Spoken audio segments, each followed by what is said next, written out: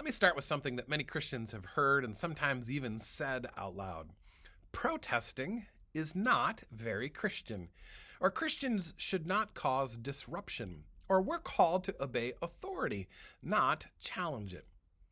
And so, for many believers, protest has become suspicious, even sinful. Speaking out feels unfaithful, and silence feels holy. But here is the uncomfortable truth. That idea does not come from the Bible. It comes from a misunderstanding, one that developed over time, especially when Christianity became closely aligned with social order, comfort, and power. This confusion did not start with Jesus, it grew gradually. As Christianity became more culturally dominant, especially in Western nations, faith began to emphasize stability over justice, order over truth-telling, obedience over conscience.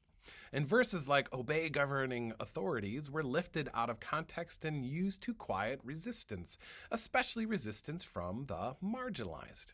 By the mid-20th century, during periods of social upheaval, civil rights, labor movements, anti-war protests, protest itself became associated with disruption, danger, and disrespect.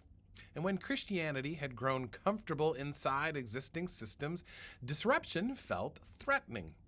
So protest was reframed not as moral witness, but as rebellion. When we open Scripture, we find something else startling. God's people protested all of the time. Moses confronts Pharaoh. The prophets publicly denounce kings, priests, and unjust systems. Esther risked her life by speaking against state violence. John the Baptist calls out political corruption and is imprisoned for it. Jesus flips tables in the temple and publicly challenges religious and imperial power.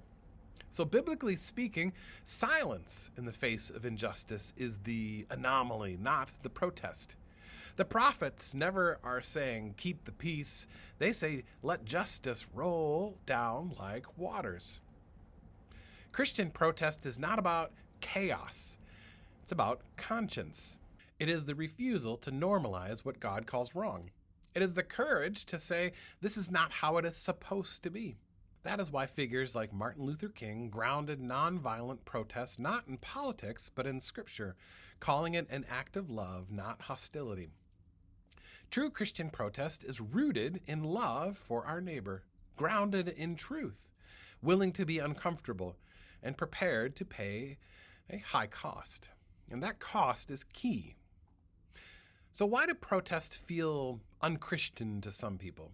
Well, protests make visible what the world would rather keep hidden. It disrupts that comfort. It exposes injustice that benefits some while harming others.